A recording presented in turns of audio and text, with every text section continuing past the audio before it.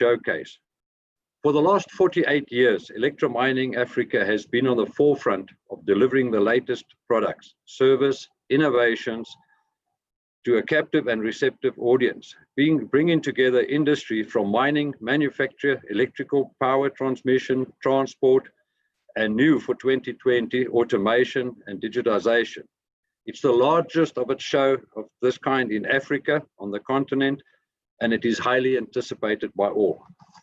This makes the cancellation of the 2020 edition as a result of the COVID-19 pandemic all the more disappointing.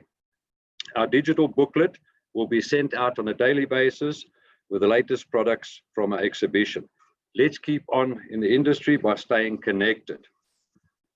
Furthermore, for the audience that have joined, welcome and thank you very much. We appreciate it. I will be introducing our panelists in a second, all of them, before we start.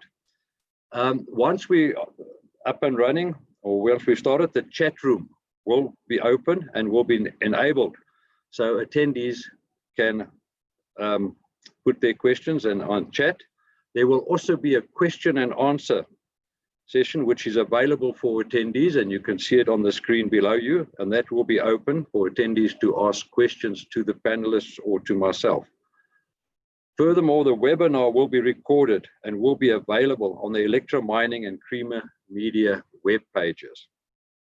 So it's sad that for the first time in 48 years, as Electromining has been a show that everybody in the industry really enjoys going to, and to let you know that Electromining Africa is the second biggest mining show in the world. So it's got quite a significance, and unfortunately this year, due to the COVID-19, we cannot attend, but we have got this webinar today. And then let me also take this opportunity to thank Specialized Exhibitions Montgomery and Creamer Media for hosting this webinar and inviting us all to present on this webinar on an extremely importance of local manufacturing in South Africa. So it's all about manufacturing. It's all about local manufacturing this afternoon. And we have got our 4 panelists, and we have our guest from the Department of Trade and Industry, John Rocha, which I will also introduce to you. But to start introducing our panelists, I'm going to start off with Oupa Magashula. He is the Chief Executive Officer, Executive Chairman of CZ Electronics. He has worked and provided service for both the public sector and in various private institutions in different roles, financial management and administration. Oupa joined CZ Electronics in 2013.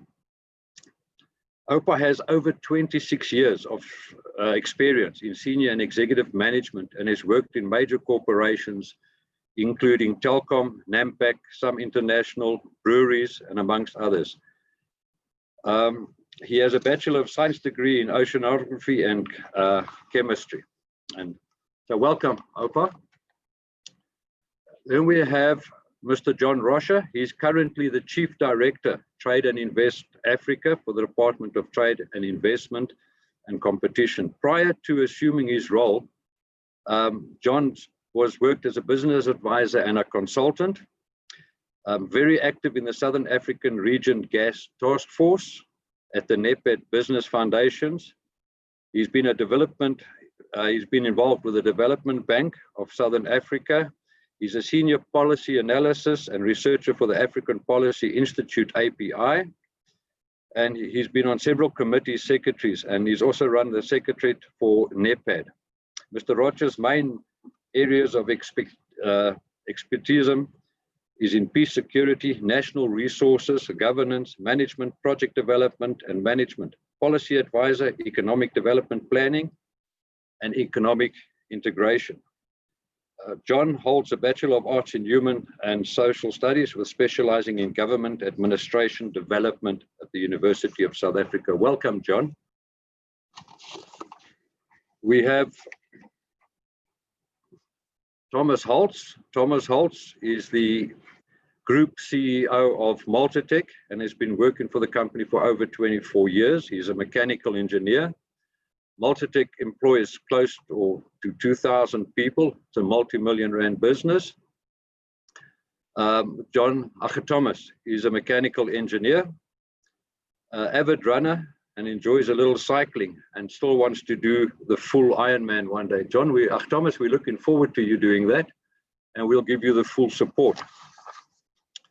We have Thomas is also involved in SACEEC. He's a member of SACEEC. He's also a member of SAMPEC, the South African Minerals Processing Council, and he's also a member of Manufacturing Circle. So huge experience. Then we have Benny Gianni. Benny Gianni is a board member and chairman of SACEEC, the South African Capital Equipment Export Council. And Benny is a board member and director of the South African Aerospace, Maritime and Defence Industry Association. Benny is executive director to SME Infotech, which is involved in military industry and general upgrade to military equipment. Benny is also a director of SVI Engineering, also specializing in military equipment and weapons and accessories. And Resolute Africa, which is a manufacturer of tower internals and light system for wind turbines and turnkey projects. Benny has been a businessman with over 30 years of corporate experience. He loves golf, he loves politics, local and international. Welcome, Benny. So the panel that we have today, ladies and gentlemen, is unbelievable. The experience that we have on this panel, the three gentlemen that are going to be talking about local manufacturing, they all own and run multi-billion rand businesses in South Africa, and they're all 100% local manufacturers. So it is a fantastic opportunity for all of them to be on our webinar. I also like to just, before we start and before I ask the first questions or the response from the panelists, I did a bit of research, and the ranking of the GDP per contribution to South Africa. I had a look during the year 1980 to 2019, and then of course 2020. And I've just taken some small percentages, and you can have a look. In 1980, the manufacturing contribution to the GDP was 22%. In 2019, it was 13%. Mining in 1980 was 21% contribution. In 2019, it's 8%. Agriculture was 6%. 2019 is 2%. Construction was 3%. 2019, 4%.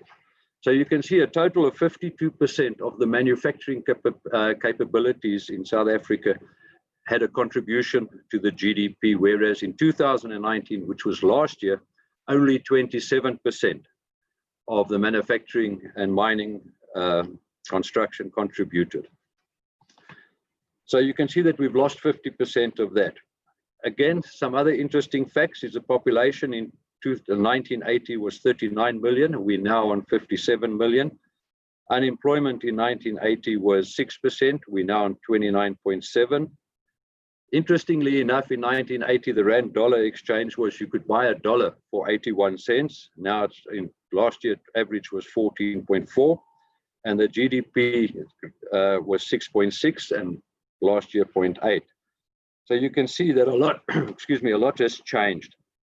But if you have a look at what's happened this year in the last 5 months, our GDP is approximately going to be minus 8%. The rand dollar, the highest was 1926.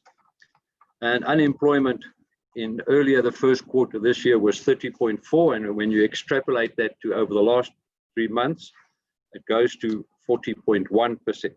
So you can see that we have to adapt our industries very quickly. And the gentlemen that are on this panelist will understand the adaptation that you have to go through and that nothing stays the same. And we could see that that in the last 5 months during COVID, industry has really taken a huge knock. So I'm going to start asking the questions to the panelists, and the first question I'm going to ask is to you, Opa, from CZ Electronics. As I mentioned, a multi-billion rand business. And the panelists, I'm going to ask the same question to all 3 panelists, and I'm going to ask John, after the response from the 3 panelists, to come in and give us what's happening with the Department of Trade and Industry and Competition and how he sees it going. So the question to Opa, to yourself, Opa, is how important is local manufacturing to our economy? What effects has it had on the business, this COVID-19? And how long do you think it will take before the business recovers from the COVID? Can I ask you to respond, please, Opa? Thank you very much, Eric. Can you hear me? We can, thank you. Oh, thank you very much. It's quite a privilege and an honor, I think, to be invited by you to be part of the panel. It's the topic is one that is very close to my heart, and we're very passionate about, because we are a truly South African local manufacturer. And we are facing serious challenges, obviously, and they have been exacerbated largely by COVID-19. We don't see ourselves emerging very soon to even the standards of 2019 in the next few months. It will probably take another 18 months to 2 years until, you know, we are at the old normal. But we are setting our business for the new normal. One of the biggest challenges, to start answering your questions, that we as a business have been facing is really the risk model of that South African banks and financial institutions use to make decisions around supporting local manufacturers. We have had incredible opportunities brought to us, which we couldn't find, not because our balance sheets are weak and or anything like that, but simply because there is zero appetite from local banks and financial institutions to take risks around or placing some confidence and faith on the capability and capacity of local manufacturing. To give you an example, we obtained a purchasing order in 2014, I think, of about 250 million to supply, you know, mobile devices to MTN. MTN is a listed company, all of us know it, and we thought this was a piece of cake. We are a electronics manufacturing company that has been in existence for over 30 years. So we know what we are doing. We have extremely experienced engineers, deeply passionate. We have a workforce that has been a feeder workforce for us for over 60 years. So their skills levels run very deep. And we thought the first institutions will be competing to try and fund us. And all of them, including development funding institutions like IDC and banks of government, they all said, look, you don't know anything about manufacturing cell phones. The Chinese are the best at the scale. So we are sorry we cannot take a risk with you. So we had to go to a mezzanine funding, dollar-based mezzanine fund in Mauritius to do the stuff. So that's one of the biggest challenges I can tell you. I can tell you stories for the next hour, you know, of how access to funding is a huge turn-off, and it's a huge disadvantage for local manufacturers. The other one is really around policy formulation and instruments that government, and John will help on this one. You know, there are lots of grants, lots of loan schemes that government has initiated and implemented. But because, you know, I come from government, I was the previous commissioner of SARS. So I understand, you know, the bureaucratic nonsense that really we have to go through to get certain things passed. They have to tick so many boxes. It is impossible to actually make an industry-friendly policy. I mean, if I could make one example, that's the Black Industrialist scheme from the DTI, a very good scheme that supports businesses to acquire capital equipment. But the inflexibility of it is that, you know, with capital equipment alone, you know, you don't have a business. You need input, you need support from the input material, the bill of material that you need in order to produce whatever you are producing. And you cannot just go and, you know, have fancy machines in your plant and not have money to buy, you know, components and input material to manufacture this thing. So the policy is right, but the flexibility within the policy needs to be relooked at. The same with the national incentive plans. The fact that, you know, once you have given this company credits, you know, the loan becomes payable. So the more successful you are in creating those credits, the more disadvantage it is to your company, because you might not be in a cash flow position to be able to pay that or repay that particular loan at that time, at that point in time when it is being called on to be paid. And then also, I mean, the issue, my big backyard, as I said, I used to be the commissioner of SARS, so we ran customs also. And the challenges that we have in terms of enforcement of existing duty regimes. You know, we have lots of illicit goods that are coming through our country and being smuggled. There's no enforcing of standards. Custom is extremely bureaucratic. There are lots of delays in the logistics chain. The cost of doing business in South Africa, once your container comes from Durban, you know, to bring it up here, it's a lot of money. You know?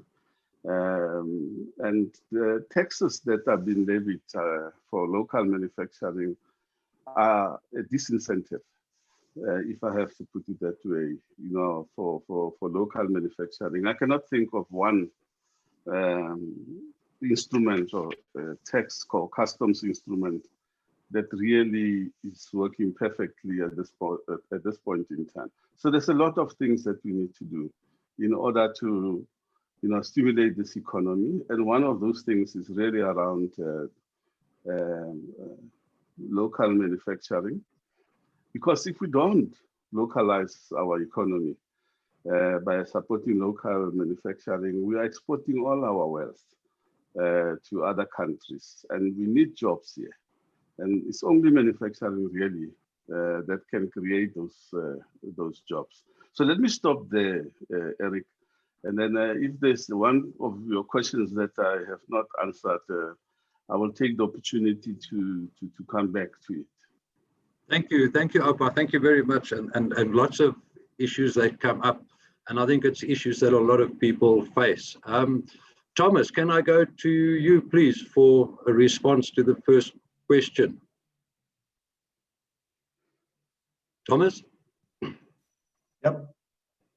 Thanks, Eric.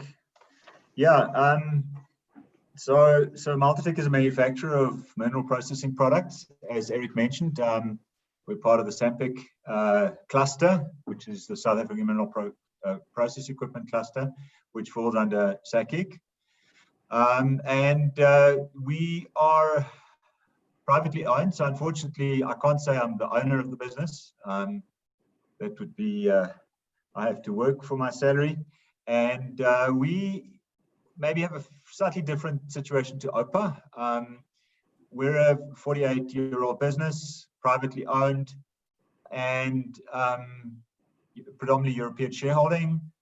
We've grown the business pretty much to a 2+ billion rand business with 1,700 local employees in South Africa, and we export pretty much all over the world into other mining jurisdictions. We have a pretty conservative shareholder, the sort of typical German mindset of, save, put money under the pillow for the rainy day, invest out of your own profits. So in terms of funding, very different situation to OPA. We if we can't finance it ourselves, we wait until we have got enough finance. So we're fairly conservative as that's concerned. So we also were pretty conservative in terms of dividend payouts, because if we need the money, we'll use the money. Coming back to the local manufacturing, to me, the whole mindset of an ecosystem, an industrial ecosystem, and as Eric had pointed out, this shift, the term we use is deindustrialization, and that trend has been with us for 20 odd years, as we've heard. And it's not just a trend in South Africa, it's also in a number of other countries. So, to stop that trend, it is a challenge for any economy. And in our case, as a business, we don't necessarily subscribe to the South African numbers. We've grown a business, we've grown an export business, and we've been successful at it. So as much as deindustrialization may be something that's happening around us, we may have been negatively affected by it, but we've built a business that has grown globally, focused on market opportunities and predominantly manufacturing out of South Africa. But as OPA says, a lot of our raw material comes in via Durban, and it's road hauled up to Joburg. Then we have to process it, and then in many cases it leaves that same port again. So the challenge is a logistical one. The challenge is the extra costs as far as that's concerned. So if we can't compete on that level, then we're not in the game, and we stay out of those product lines. But in many cases, we've been able to grow fairly effectively in sub-Saharan Africa, where we can road haul from Joburg up through Zimbabwe, Botswana, Zambia, DRC, and we've been able to sort of compete quite effectively there. My view is, as this deindustrialization takes place, we lose employment, and we lose employment in a number of ways. And I think this is quite important for us to acknowledge that we play what the Americans call the durable goods manufacturing space, and for every job that we create, there's probably 6 or 7, maybe even more indirect jobs that are created. So we have subcontractors, suppliers, there's a whole bunch of services. The impact of losing a manufacturing job isn't just one loss of a job, it's many others. And as we know, with skill shortages, we believe that a well-managed local manufacturer can take fairly low-skilled or semi-skilled people and train them up. And we've done so over the years. So we know that we can do it. We obviously have the challenges. We have to get expertise from sometimes offshore, especially where we start operating in this new technology space, IoT versus the AI, and doing the electronic monitoring of a lot of our equipment, which is now on the mine sites. That kind of expertise is not looking for work. That expertise is either well employed or you seek it offshore. If you know you have to either acquire it or make use of it in a foreign jurisdiction. So yeah, we found the COVID situation has been a real challenge to us, but I think the fact that we're strong and local has also allowed us through the process of the essential services, being able to service the mining industry. Our proximity to our clients has allowed us to manufacture products quickly and get back up and running fairly quickly. So, you know, we believe we should be close to a break even, maybe even a small profit by the end of the year, and 2021 should be back to not what 2019 was, except 2019 wasn't a great year because we had a slowdown in that period. We have been struggling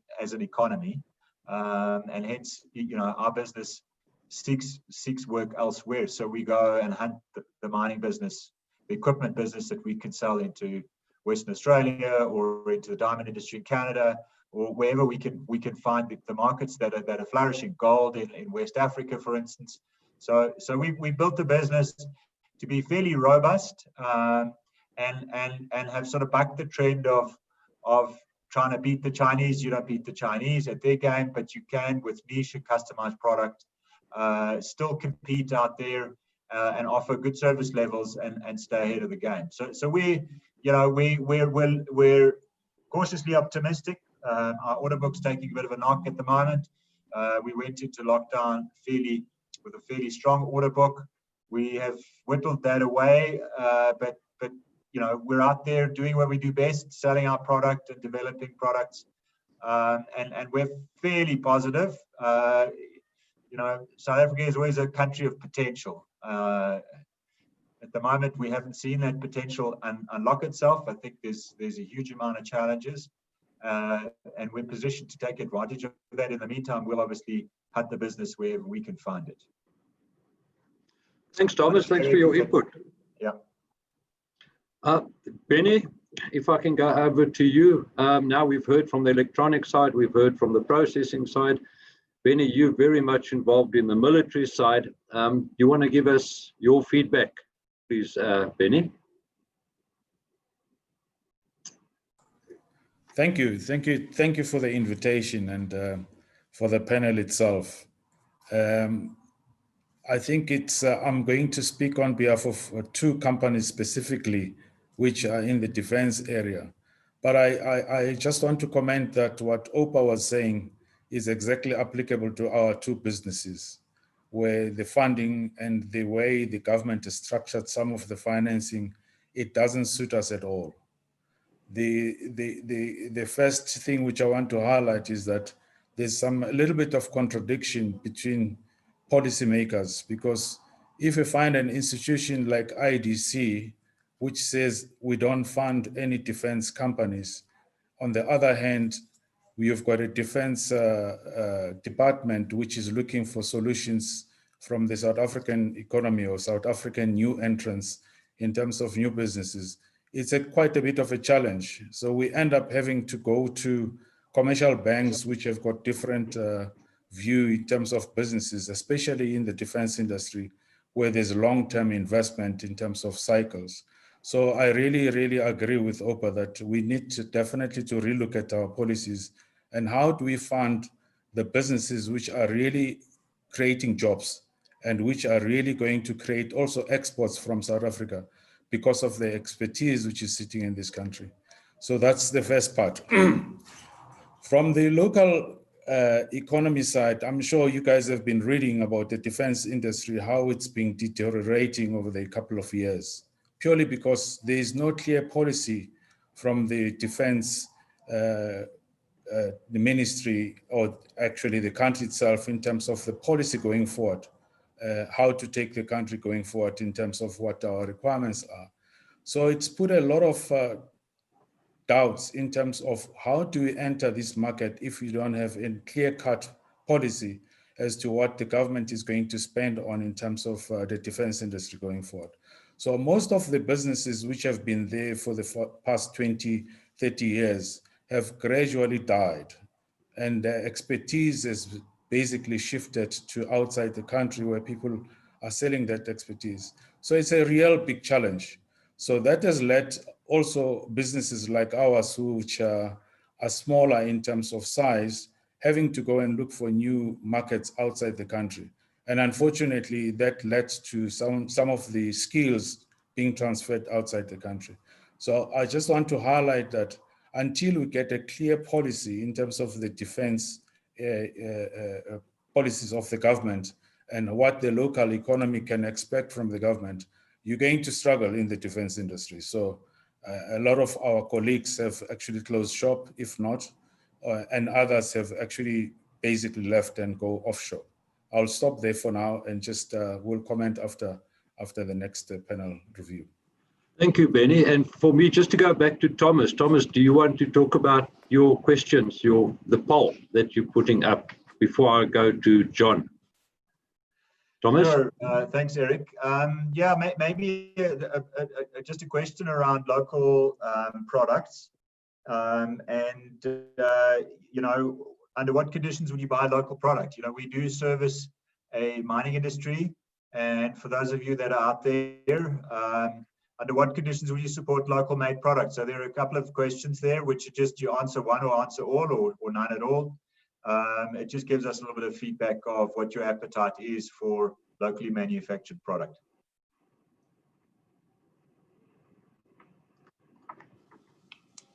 Thanks, Thomas. John, welcome to you, John. John, you heard Opa, you've heard from Thomas and from Benny. Would you like to give us your comments, John, from the Department of Trade and Industry and Competition? How do you feel sitting, listening to these questions? Thank you very much, Eric, for inviting us. Just to put in context, and I will deal with some of the issues, the comments that have been made, and then perhaps share some perspective as well on how we can, I don't want to say regain, or rather how can we boost our manufacturing capability, especially in the area that we currently are living in. The first point is I belong to a unit within the DTIC that is essentially responsible for promoting South African export into the rest of Africa to assist South African companies who are looking to invest in African countries, be it to manufacture or be it to establish distribution centers for their goods and services around the continent. And let me start with the following. I heard you, Eric, talking about where the contribution of South African manufacturing back in 1980 to date. And one can clearly see a contraction there, a significant one. But also, I want to be forward-looking. I want to look at the future, and I want to begin for us to talk about what is it that we must do to regain lost ground. What is it that we must do to ensure that we can secure markets for our manufacturers across Africa and around the world? I think that's an important conversation to work from. The first point I want to make is that the ground is shifting. Things are changing dramatically, politically and economically. If you look at the power dynamics, be it from a political economic perspective 10, 20 years ago, and you look at the ranking of different countries, the world was totally different. I mean, today, China is considered to be one of the most advanced economies, threatening even one of the countries that was considered to be a superpower. So that's the first point that I made. And it's also changing for South Africa, because whereas in the past, and the results, the National Treasury argues that our economy is contracting by about -6%, and exports is going to be a critical driver for economic recovery, and Africa is a key market. Now, what has also happened in terms of changing environment is that whereas from 1994 to 2015, we increased our exports into the continent quite significantly, from 9 billion rands to over 320 billion rands. And that boosted our manufacturing capabilities. But from 2015 to date, it's like we have plateaued. We have, the increases have been very, very marginal. Now, we have been talking to many South African manufacturers to understand what are the reasons. But one of the key issues is also we have seen other new players entering the market. And as they've entered, they have continued to push South Africa out of that. As a result, many of our companies that ventured into the continent that acted as a pool for our manufacturers are returning. So ShopRite, we have had some announcement, Bidvest, and many others. So those are important things for us to look at. And so I want to appeal to our manufacturers that we need to take that into consideration. The second point is that there is an untapped potential across the continent for manufacturing. So if you look at data, be it from World Bank, Brookings Institutes, and all of that, the potential to increase revenue growth from manufacturing activity by 2025 is estimated at about $930 billion. Consumption across Africa is estimated to reach a top of about $2.1 trillion across a range of industries. So there are significant opportunities out there. What is also happening because of that is that the aspirations of many African countries to also increase their manufacturing capability is growing. And as a result, many of them are opting to adopt import substitution policies across the board. And what it's doing, they're burning the imports of a range of products from South Africa and other countries into their countries. But I think South Africa is being largely negatively affected in that sense. So it's important to balance that with whether as manufacturers you continue to pursue a policy of just selling, or whether you have to review an approach where you can do assembly or you can do some value-added manufacturing elsewhere as well. So those are some of the issues that we have to tackle going forward. I want to just stop here for now and conclude by saying the following. Our manufacturing needs the African continent to grow. There's no doubt about it. There's no doubt about it across the board. We need to position ourselves to take advantage of the Africa Continental Free Trade Agreement. When it comes into implementation, that's the opportunity we need to capitalize on. But the truth is, many countries from around the world are also looking to leverage that. Now, what it means is, as South Africa, we need to adopt a new approach. We talk a lot about the SACEEC approach. How can we as government, DTIC and other government departments, including defense, work together with manufacturers across the board to identify African target markets and countries that we need to specifically target together in order to ensure that we can produce goods that they are consuming, that they cannot manufacture, that we are manufacturing, and also create opportunities for us to, over time, start sourcing some goods from those countries into South Africa, be it even as inputs. And I'll talk, for example, before I close, if you look at tire manufacturing, rubber, natural rubber, where West Africa is quite dominant, there are opportunities. If I look at the market for white goods, that some of which we are talking here, the projections for that are quite significant as well. Business to business spend for goods and services as well is also growing. And I think as South Africa, we need to work more closely together, private sector and government, to identify these opportunities and then adopt an approach that we can negotiate bilateral agreements with these countries that will allow us to increase trade between South Africa and the other African countries as well. Thank you. Thank you so much for your feedback, John. And I'm waiting. Thomas, you'd like to respond? Please respond, Thomas. Thank you. No, I just wanted to just fully endorse what John is saying. I think one of my jobs was to rev the DTI, but can't do it in this case because just as an example, we've taken on the Africa. We always thought the BRICS story was too big an ask for us to compete in the bigger space, but in the African space, totally support that. I mean, rubber compound out of Nigeria and out of Malawi.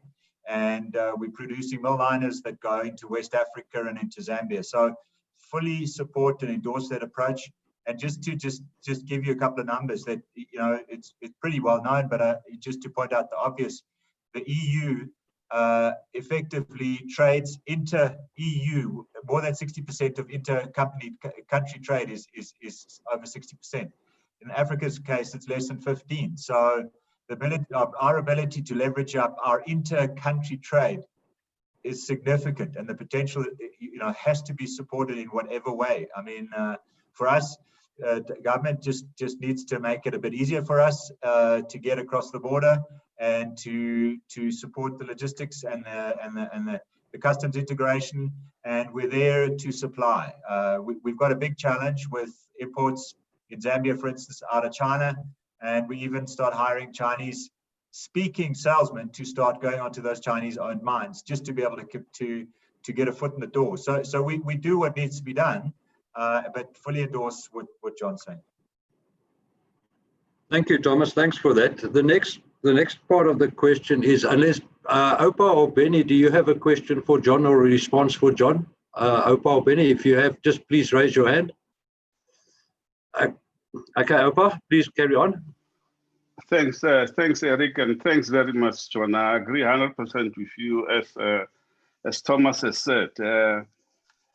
Just to caution a little bit about being over-optimistic around the free trade, Africa Free Trade Agreement and the opportunities that potentially comes with that. We know that, and Thomas, I'm sure you can expand on this much more, because we do a lot of business in Africa. We also do a lot of business in Africa. I mean, we are the second biggest television manufacturer in the country.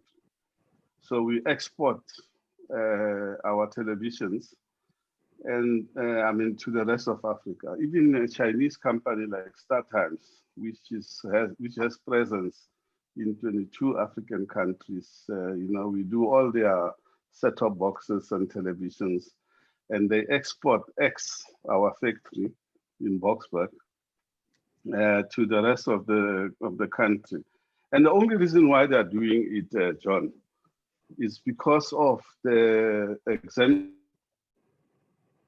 that they get from duties and taxes and VAT, because it's much more cheaper when you have a free trade agreement that gives you tax holidays, exempt you from duties, makes it much more competitive for you to manufacture and sell your goods that are world class and comply to global standards across Africa.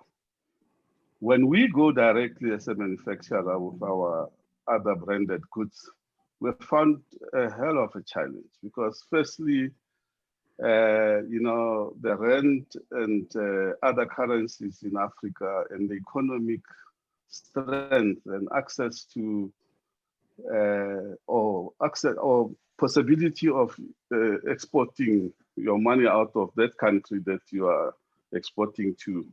I mean, like, for example, Zimbabwe, it is difficult to get your money out of Zimbabwe, you know, because they don't have foreign denominated currencies to pay you back, and to repatriate your profits that you have made in those countries are a huge challenge. We have lost a lot of money, for example, in Zambia. And I know that some of our retailers have also been burned. You know, electronic goods are high quality, I mean, high price goods, and you can't keep them in a shelf and wait for that guy that can afford it to walk through. Now, they have to be sold within a certain time. Otherwise, you know, you start losing money really fast. So, yes, there are opportunities that are there, but there are also other people that are taking advantage of the regimes that have been put in place to facilitate exactly what John was saying. You know, give our exports an opportunity to flourish and bring some foreign direct investments into South Africa and export money. And these people they will go, for example, for the free trade agreement for the SADC region, set up a warehouse in Mauritius and Lesotho. You know, 2 companies that have done that. And you know, put a screw with a completely finished product that does not comply with the duty regime, and then export the same thing at a very cheap price. Because remember, in the electronics industry, 75% of the input material are dollar-based. So if you import or if you export from China or from any other middle income country outside South Africa, and you are not paying the duties that you are supposed to pay, you actually would beat me every day, you know, on price. And you know, the product would almost be of the same quality, simply because, you know, you have a rand dollar advantage over this thing. So when that Africa-wide free trade agreement comes into being, all these loops needs to be looked at, and you know, there must be a common currency or a reserve currency that is agreed upon for trade in Africa. Otherwise, I can't go and deal with a Zimbabwean dollar, you know, and be paid in kwachas, you know, which I can't take out of Zambia. You know, there is no bank in South Africa that will back you, you know, for the risk that is associated with such transactions and trade opportunities. So all those things, I think, John, if in your policy instrument formulation, you could take into consideration, because these are real things. And I think it will help for government departments like yours to really talk to people on the ground so that we can transmit and share this, you know, this experiences that are impeding, you know, the flourishing of the local manufacturing. Thanks, Eric. Thank you, Opa. I just want to change the subject slightly. For any company in South Africa, whether it's a multi-billion rand company or a smaller company, to be able to export, we need a strong local manufacturing. So, gentlemen, from you, I want to hear the load shedding that we're doing, the corruption that's happening in government, the cost of electricity, the decline in infrastructure, everything that's happened to us over the last couple of years, even the decline in our economy. How do those problems affect your company? Benny, let's start with you. You want to put your microphone on, Benny? Hello, Benny, are you there? Can you hear me now? Sorry. Yes, we can. Thank you, Benny. Eric, these are the biggest challenges which we've been facing. I mean, COVID has just added to that. The domestic issues are some of the inhibitors in terms of even creating jobs because of the challenges which us as business people are facing daily. But I want to start by saying, firstly, we should try to see whether we cannot align what the government buying or government procurement with what is available in South Africa and which can be manufactured in South Africa.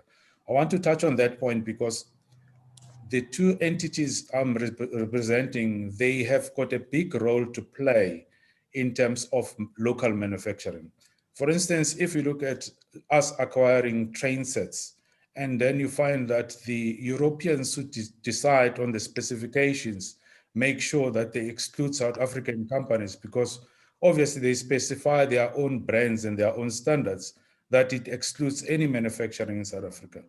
Those are things which I think we should start with to try and correct, because otherwise we'll just be a player who doesn't even participate, or you just become a second or third tier supplier to some of these things. One of the interesting part is I've also been involved in the wind turbine industry. If you look at most of those wind turbines which have been put up in South Africa, 75% of the components which went into those turbines are all European or Chinese sourced, because it's specified like that.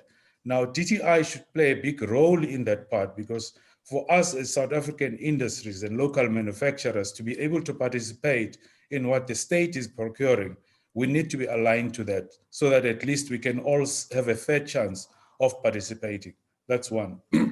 The electricity shortage, there is no doubt that is going to affect us years going forward, because the cost of production has so increased that some of us are even struggling just to make sure that the cost in terms of our input cost is in line with what the international guys which are doing. So those are the big challenges which we have. And unfortunately, that also adds to that you cannot even employ other youngsters to try and train them, because your input costs are so high, it doesn't give you any room to create more space for young people who need to come into the system. Just want to add there also that I think from a TTI or from the government policy point of view, we should look at how do we incentivize manufacturing companies to try and bring young talent with some incentives being given by government to be able to accommodate them into the system. I'll stop there. Thank you. Thanks, Benny. Thomas, any comments before I ask John? Thomas? No. Okay. John, would you? Yep. Sorry. Sorry. I'm a bit slow on the mouse there. Sorry, Eric. Yeah. Look, I guess my job as a CEO and my management team is to overcome challenges. And by golly, when we go to Africa, do we have challenges? So we're somewhat philosophical about that. You know, if we're in Zambia, and DRC is some incredible hurdles to jump over to operate successfully. And you know, the name of the game is our competitor having to go through over the same hurdles. So we find that obviously being an Africa-based business, we have an understanding of some of the challenges. Yes, OPA, the currency is absolutely one of them.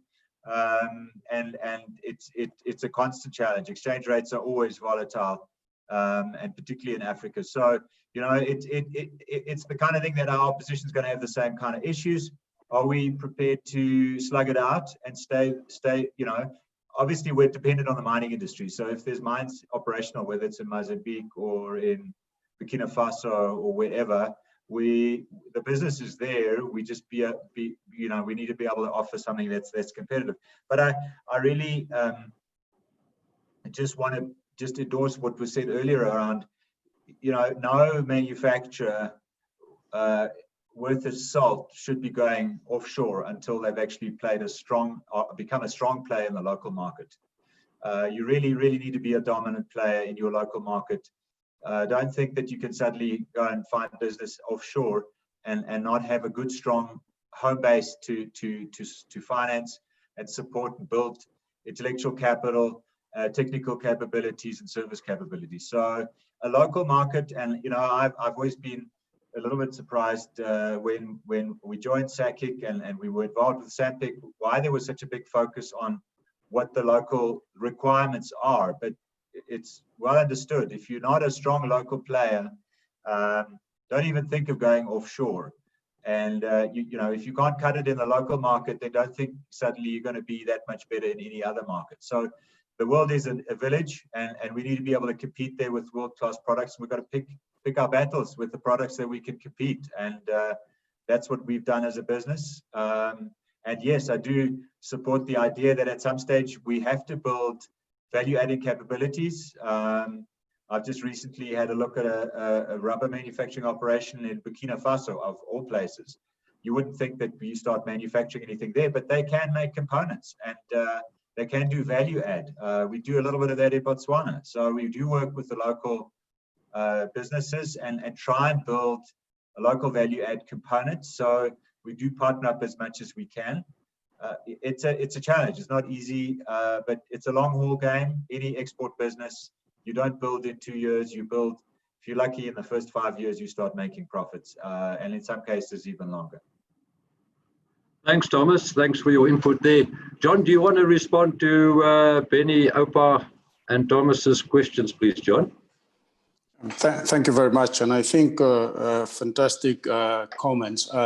Starting, Opa, your comments regarding the funding instruments that DTIC has. I mean, there is a plethora of such instruments, including the Black Industrialist Program that you spoke about. But there are many others that are also designed, and part of it is managed by the IDC that provides working capital. And to be frank, since the outbreak of COVID and the beginning of the lockdown in April, we have had a number of meetings, conversations within the department around what is it that we can do in order to ensure that we can maintain and boost our manufacturing capabilities, but as well as help them to secure opportunities to export their goods, whatever they're manufacturing around the world. So it's a conversation that has not been fully matured, but it's something that we are doing. The other thing that I want to share with you, which is important, is as you may have been hearing across the media, we have been going through a process of developing sector master plans, which is something that Minister Patel introduced at the beginning of his mandate. And one of the key elements of this developing of this sector master plans is the need for us to work very closely with private sector. You are the people on the ground, you understand some of the big challenges that we face. Oftentimes, we as officials only become aware of it after talking to you or reading from it or hearing about it from the media. So what we need to do is to create a more closer working relationship. In my unit, what are we doing? We, for example, started our engagement with Zambia, and Eric is fully aware of that. As part of that process, we have created a work stream that is going to look at manufacturing and skills development, and how can we use that to strengthen economic cooperation between ourselves and certain African countries. What I would like to do is extend an invitation to the manufacturers participating in this platform to have a session with us, because that's one of the group that we have not yet fully activated. And we would like to have a conversation with you if you are interested in Zambia, to see how we can work together and find ways to assist you in resolving some of the challenges you may be experiencing in Zambia, or some of the opportunities you may want to pursue, and then how we can mobilize funding sufficiently in order to support you. When it comes to funding, one of the other things that we have realized was that unlike the other countries, Thomas also mentioned it, and I think Benny made reference to it. So if you look at even mining projects, you look at oil and gas, you look at infrastructure, what happens is that most of these large-scale projects are backed by export credit agencies. And because of that, there is always a precondition, there is always a requirement that they need to buy a significant amount of goods and services from the home country, from where the funds are coming from. Now, what we have recognized is that as South Africa, we have not properly leveraged our DFI, so Development Bank of Southern Africa, IDC, ECIC, PIC, and others, in order to pursue a similar approach. And in order to overcome that, we have created an SACEEC steering committee where the DTIC, together with our state-owned financial institutions, we started this in February, are designing a framework and an approach for us to work together with private sector and be backed with the proper financial instruments. And that will help our private sector to secure more opportunities in the continent and around the world that will then in and by itself boost manufacturing locally. Regarding the Africa Continental Free Trade Agreement, I think it was Benny who spoke about the specifications. My suggestion is, please do engage with us so that we can put you in touch with the officials that are leading negotiations on the free trade agreement. One of the key elements where I think as private sector you need to provide inputs into is regarding the rules of origin. That's number one. Protection of intellectual property, that's number two. And the third area is accreditation, certification, and quality, the issue of standards. It's important that by industry or sector, you organize yourself and put forward your submissions, because what the team will be negotiating is our tariff book. Number one, what goods are we going to be reducing the tariff? Each of the countries across the continent over a period of 10 years. And it's important we have your inputs. And in order to protect you and avoid a situation where, like the example given about Mauritius, where a foreign company set up shop there and then begin to access SADC markets, in order to avoid that, it's important that we spec the specifications under the rules of origin must be designed in such a manner that it can protect local industries or African-made goods. So that's the advice that I can give to you. And if you don't know who to talk to, we are available. Herrick is our contact. We can always guide you into the right direction. And I really want to call on you to make use of the platforms that we are creating at different levels within the DTIC, both the discussions around the sector master plans that has been going on. There is still scope and room for you to be able to participate and influence the agenda there.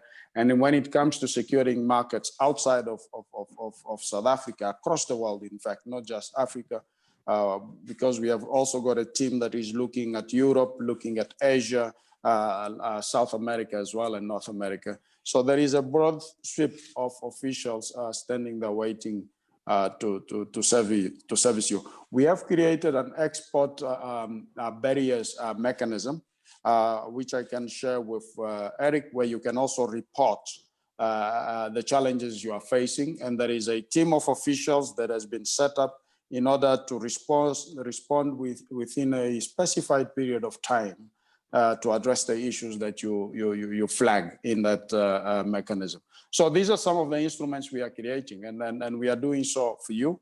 Our doors are open to engage with you, and together I think we can be able to resolve most of the challenges we are faced with. Thank you. Thank you, John. We have more or less run out of time. We've just gone over the hour. To the panelists, I want to say thank you. But before we close, I want to give each panelist an opportunity for a minute or so to say something. And Thomas, in your minute or 2 minutes, you can say something. Let's start with Benny this time. Benny, we are going to close after this. And thank you to all the panelists, but I'll say the final thank yous. But let's give each panelist a minute to say, manufacturing in South Africa, where do we go? How is it? How is the future? Benny. Thank you. Thanks, Eric. I think the biggest test is going to be the current infrastructure projects which the president has announced, to see whether local companies can participate in that. Again, it's important for us to be able to participate instead of importing all the goods which will be coming for that infrastructure project. Thank you so much. Thank you, Benny. Thomas. Thomas, your chance. Yes, thanks, John, Eric. Just a comment to John. You know, the industrialists are a special breed of person. They look like the people here that you see in front of us. They're not too many. They don't necessarily have fancy qualifications and drive sports cars, but they like to walk around in factories. We will compete fiercely against a competitor who gets sponsored by the DTI. We will support any initiative to build black industrialists. We are on that program. They will come out of our businesses and work with us in some form or another. We always want to be positive, but it's the current trend is in the wrong direction, and we find that for us to compete and stay alive as a globally aspirational business is challenging out of South Africa. We have the capacity, we have the capability, we have great people within our organization. There's nothing that should stop us. It's a case of we believe that the global economy is see the knock, as we know. No one is exempt to that. We're going to try our best to recover in the next year or so. So we're really open for business. Opa, thank you, Thomas. Opa, would you like to closing remarks? Would you put your microphone on, please, Opa? Yeah. Yes. Can you hear me now? Yes. Yes, we can. Thank you. I was saying just thank you very much for this opportunity. I think it was a very stimulating discussions that we have had. In closing, you know, this is a very beautiful and lovely country. I couldn't have asked to be born anywhere else, including Holland, Eric. You know? I was born here too. Yes, you can see just with the panel how diverse we are, and how important it is that we leverage and we develop a country that we all love so much. That so many people have sacrificed their lives for, you know, to make it what it is, you know. And there's been a lot of negativity quite recently around our country. The last thing that we need is to not believe in what we produce in our country. We have extremely capable people. You know, when I left the public sector and joined the private sector about 8 years ago, I went into business with white men who happened to share a surname with somebody on this panel. And, you know, the two of us are so diverse, but I think the trust relationship that we have developed between us goes deeper than any relationship that I've had before. And we have managed to build a business from a 25 million turnover to R1 billion turnover, you know, with 92% of it being Black. You know, this is the miracles that happen in this country. So I have no doubt that we will overcome the local manufacturing challenges. With the DTI, they have thrown a lot of money at us, and we have used it productively. And I like what Thomas said. We didn't buy Bentleys and Ferraris, you know. We bought equipment and we invested in the business. And we're producing, and we are sustainable, and we'll still be around for another 30 years, you know.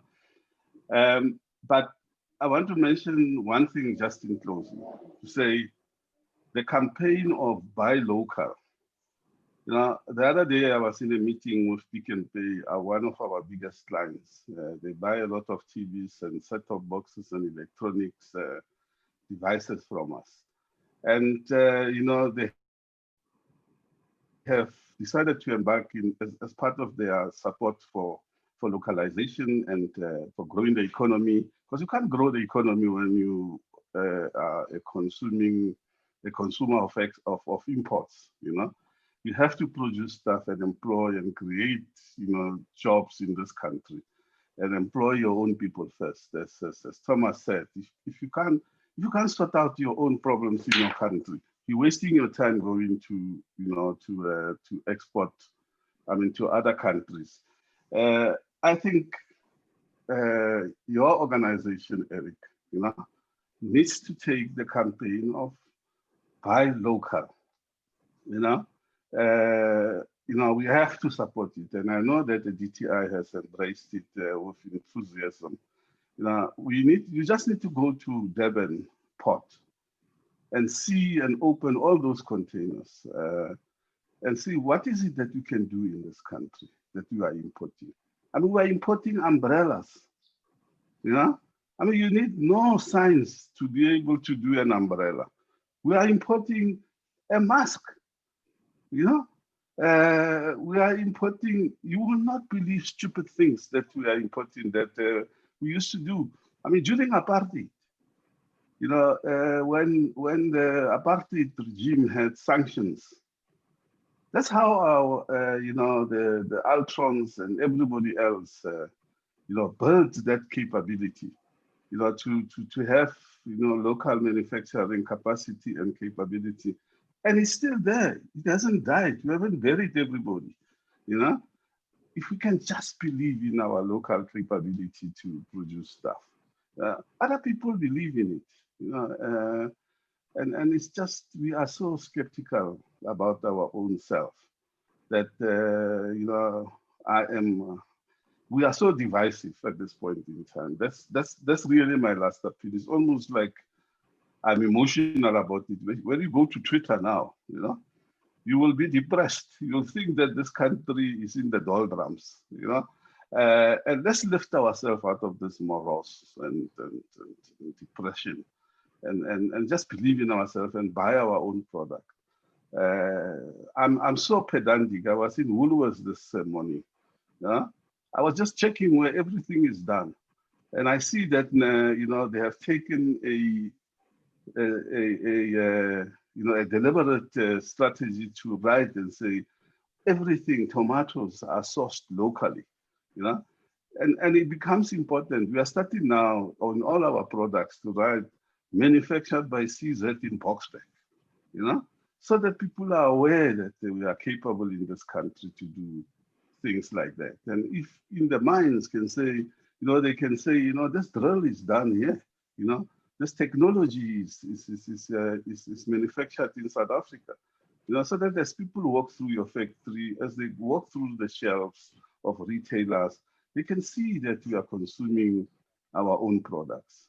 We'll make sure that the standards is high because we don't want to kill ourselves, you know. Thank you, Oupa. Thanks for that. Yes. Yep. Sorry, we are running out of time. John, would you like to give a closing comment, John? Yeah, thank you, Eric, and to all the panelists. I'll be very short. What I want to say is that, look, the world today has changed dramatically. It continues to change extremely fast. As government, as DTIC, we support the buy local agenda made in South Africa. We're working very closely with Brand SA and other institutions in order to advance that agenda. But also primarily because we are located in the African continent, we're also pushing very hard for a buy African, made in Africa goods, because we believe that if we can extend and deepen industrialization across Africa, it will also help open up opportunities for South African companies. Lastly, is really the need for us to work together, government and private sector. And as DTIC, we are making a conscious effort to do so. We must not delude ourselves and think that EU governments and their private sector and America and so forth do not do that. Those private sector are heavily subsidized by their governments, even to market their own products. And I think we don't have the same deep pockets they have, but I think with the expertise and capabilities that we have, the desire, the ambition, the aspiration, I think if we can pull all of that together and as South Africa Inc. pursue opportunities, whether domestically or outside of our borders, we are going to turn around the corner and see that manufacturing will again regain its rightful place in our GDP. Thank you. John, thank you very much for that. To the panelists, I say thank you very much, Thomas, Benny, John, and Oupa. I think some very wise words were spoken today, and I think a lot of hope was given. And at the same time, we raised a lot of problems that we have to overcome. I know that there's a few questions and answers. We've run out of time, but the questions and answers and the polls will be sent to all the panelists, and we'll ask the panelists within a day or two to answer the questions that have come out. It's been very interesting. I think local manufacturing is the most important thing in South Africa. And I think that Thomas did mention it, that for every R1 million order you get, you employ up to 10 people permanently in South Africa, which is absolutely a huge factor. As you know, that between Specialized Exhibitions Montgomery and in partnership with SACEEC, we also run the Local Manufacturing Expo, which will be held again next year.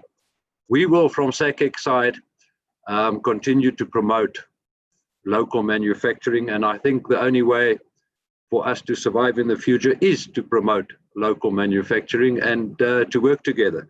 So to all our viewers, all the listeners, to Creamer Media, Specialized Exhibition Montgomery, we thank you very, very much.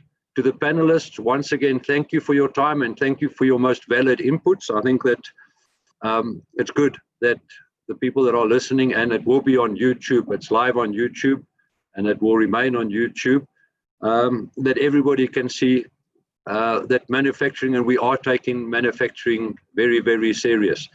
Thanks to all the panelists, thanks to all the viewers, thanks to the listeners, thanks to Premier Media and Specialized Exhibition. I would like to close this meeting now. Thank you, gentlemen.